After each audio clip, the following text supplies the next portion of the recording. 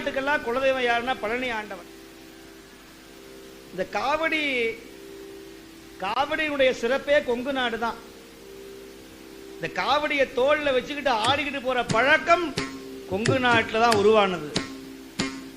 இடும்பன் செய்த அந்த காவடிய இன்னைக்கு கொங்கு நாட்டில் இருக்கிற எல்லாருமே, ஏன் இன்னைக்கு வள்ளி கும்மியா இருக்கட்டும், இன்னைக்கு எந்த விழாவா இருக்கட்டும், முருகன் பெயரை சொல்லித்தான் எல்லா பெருமக்களும் ஆடிக்கொண்டு இருக்கிறார்கள். முருகன் இல்லைன்னா கிடையாது. மொரிஷியஸ் நாட்டில் அவினாசி பத்துன்னு இந்த கொங்கு நாட்டில் பிறந்த இந்த புண்ணிய பாட்டைத்தான் அவன் பாடிக்கொண்டிருக்கிறான். மொழியே தெரியாத மொரிஷியஸ் நாட்டில். வற்றாத பொய்கை வளநாடு கண்டு மலை மேலிருந்த குமரா,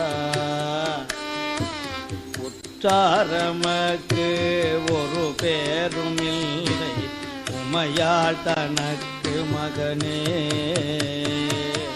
அரோஹரா. இப்படி இந்த காவடி முத்திரிக்கும் போது பாடுவார்கள். இது அவினாசி பத்துன்னு அப்படியே கண்ணில் தண்ணீர் விட்டு பாடுவாங்க.